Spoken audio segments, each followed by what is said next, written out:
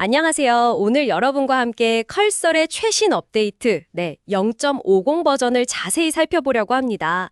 5월 10일부터 적용됐죠?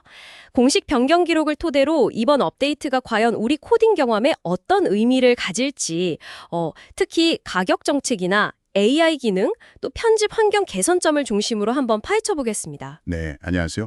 이번 업데이트 변경점이 꽤 많습니다. 특히 말씀하신 가격 정책 단순화가 눈에 띄고요. 또 맥스 모드 확장이나 새로운 AI 기능들이 주목할 만합니다. 네, 맞아요. 통합 가격 모델이나 백그라운드 에이전트 같은 거요. 정말 흥미로운 내용이 많으니까 바로 한번 시작해 볼까요? 자, 그럼 가장 먼저 역시 많은 분들이 궁금해하실 가격 정책부터 좀 짚어보죠. 이게 좀 복잡하다는 얘기가 있었는데 확 바뀌었더라고요. 네, 맞습니다.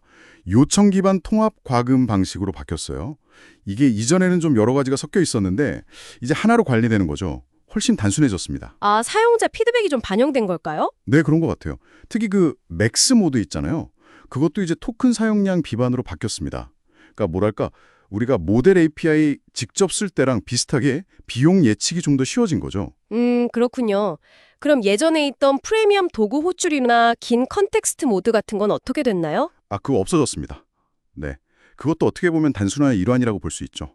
복잡한 거 줄이고 핵심 기능에 집중하게 하려는 것 같아요. 그럼 기존에 허비나 프로 비즈니스 플랜 쓰시던 분들은요? 할당량은 그대로라고 하던데요? 네, 맞아요. 할당량은 변경 없고요. 느린 요청도 여전히 플랜에 포함됩니다. 사용량은 대시보드에서 확인하실 수 있고요. 아, 다행이네요. 그럼 맥스 모드 자체도 좀 변경이 있는 거죠? 모든 최첨단 모델에서 쓸 수 있게 됐다고요? 네, 맞습니다. 이게 상당히 중요한 변화인데요. 이제 모든 최첨단 모델에서 맥스 모드를 쓸 수 있게 됐어요. 그러니까 더 많은 컨텍스트나 더 높은 지능, 도구 사용이 필요한 어려운 문제 해결할 때 이걸 쓰라는 거죠. 아하, 약간 전문가용 모드 같은 느낌이네요. 그렇죠. 일반 작업에는 기존 모드가 여전히 효율적일 거고요. 이건 정말 어려운 문제 풀 때 쓰라고 권장하는 거죠. 가격도 토큰 기반이니까 필요할 때만 딱 골라서 쓸 수 있는 좀 더 합리적인 방식이 된 셈입니다. 네. 근데 주의할 점도 있다고요? 아, 네. 이전 버전을 계속 쓰시면 기존 맥스 모드나 긴 컨텍스트 모드는 몇 주 아래 지원이 종료될 예정이니까요. 업데이트 하시는 게 좋습니다. 네, 업데이트는 필수겠네요. 자, 그럼 AI 기능 쪽으로 넘어가 볼까요? 가격 정책도 AI 활용을 더 편하게 하는 쪽으로 바뀌었는데 AI 기능 자체도 상당히 개선된 것 같아요. 새로운 탭 모델이 특히 눈에 띄는데요. 네, 이 새로운 탭 모델이 여러 파일에 걸쳐서 변경 사항을 제한할 수 있게 됐어요. 이게 상당히 똑똑해진 건데요. 여러 파일에 걸쳐서요? 구체적으로 어떤 상황에서 이게 유용할까요? 예를 들면 대규모 리팩토링 같은 거 할 때요. 한 파일 고치면 다른 파일에도 영향 가잖아요. 그런 걸 AI가 미리 파악해서 제안해 주는 거죠. 개발자가 놓칠 수 있는 부분까지요. 와, 그럼 코드 전체의 맥락을 이해한다는 거네요. 그렇죠. 단순히 코드만 툭 생성하는 게 아니라 전체 구조를 보는 거죠. 반응성도 좋아지고 자동 완성에 구문 강조까지 추가돼서 쓰기도 편해졌고요. 야, 이건 정말 생산성에 큰 도움이 되겠는데요. 그리고 백그라운드 에이전트라는 것도 미리 보기로 나왔다고요? 이건 뭔가요? 아, 네. 이건 이제 에이전트를 백그라운드에서 실행할 수 있게 되는 기능입니다. 점진적으로 롤아웃되고 있고요. 이게 되면 여러 에이전트를 동시에 병렬로 실행할 수 있어요. 예를 들어서 자잘한 버그 수정이나 자료 조사, 아니면 중간 규모 PR 초안 작성 같은 거요. 동시에 여러 개를요? 그럼 개발자는 다른 일에 집중할 수 있겠네요? 네, 그렇죠. AI한테 일을 시켜놓고 개발자는 더 중요한 문제에 집중하는 거죠. 원격 환경에서도 실행되고 상태 확인이나 제어도 가능하고요. 와, 진짜 조수 역할인데요. 그리고 add folders 기능으로 전체 코드베이스 컨텍스트를 포함시키는 것도 이런 흐름이랑 연결되는 것 같고요. 정확합니다. @폴더즈는 AI가 특정 파일만 보는 게 아니라 프로젝트 전체 구조를 이해하게 돕는 기능이에요. 설정해서 켜면 되고요. 이걸 쓰면 AI한테 질문하거나 작업 지시할 때 훨씬 더 넓은 맥락을 제공할 수 있죠. 파일이 너무 커도 괜찮나요?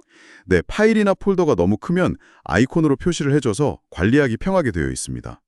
결국 AI가 더 크고 복잡한 작업을 잘 이해하도록 기반을 다지는 거죠. 네, 그렇군요. 편집이나 워크플로우 쪽 개선 사항도 좀 볼까요? 인라인 편집 UI 개선 말고 또 어떤 게 있을까요? 긴 파일 편집 속도가 엄청 빨라졌다는 점이요. 이걸 좀 주목해야 합니다. 속도가 빨라졌다고요? 어떻게 빨라진 거죠? 에이전트가 예전에는 파일 전체를 다 읽어야 했을 수 있는데 이제는 필요한 코드 부분만 딱 찾아서 수정하는 방식으로 바뀌었어요. 포스트그레스 코드베이스 편집 예시를 들었는데 거의 2배 빨라졌다고 하더라고요. 2배요? 와, 이건 정말 체감이 크겠는데요. 특히 큰 프로젝트 하시는 분들한테는요? 네, 맞습니다. 엔트로피 모델부터 적용하고 점차 확장한다고 하네요. 기대되네요.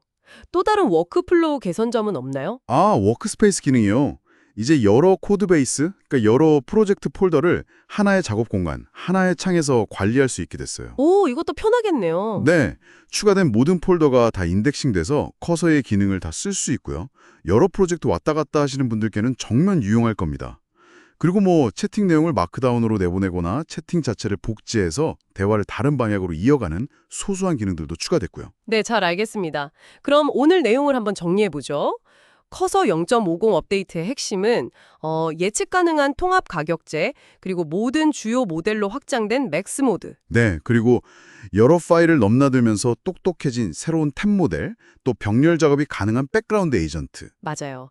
앱폴더스로 전체 코드베이스 컨텍스트 활용하는 거랑 빨라진 긴 파일 편집, 그리고 다중 루트 워크스페이스 지원까지 이렇게 요약할 수 있겠네요. 그렇습니다. 이번 업데이트를 보면 커서가 이제 단순 코드 생성을 넘어서요. 훨씬 더 복잡하고 큰 규모의 개발 작업을 더 깊이 이해하고 효율적으로 지원하는 방향으로 가고 있다는 게 명확해 보입니다. 네, 가격은 예측 가능해지고 AI는 더 넓은 시야를 갖게 된 거군요. 그렇죠. 그래서 이제 개발자분들은 이런 새로운 기능들을 자신의 워크플로우에 어떻게 더 잘 녹여낼지 고민해 볼 시점인 것 같습니다. 특히 백그라운드 에이전트나 전체 코드베이스 컨텍스트 기능은 정말 새로운 가능성을 열어줄 수 있거든요. 마지막으로 이런 생각을 좀 해보면 어떨까 싶어요. 만약에 이 에이전트가 백그라운드에서 자율적으로 작업을 처리하고 심지어 전체 코드베이스에 접근할 수 있게 된다면요.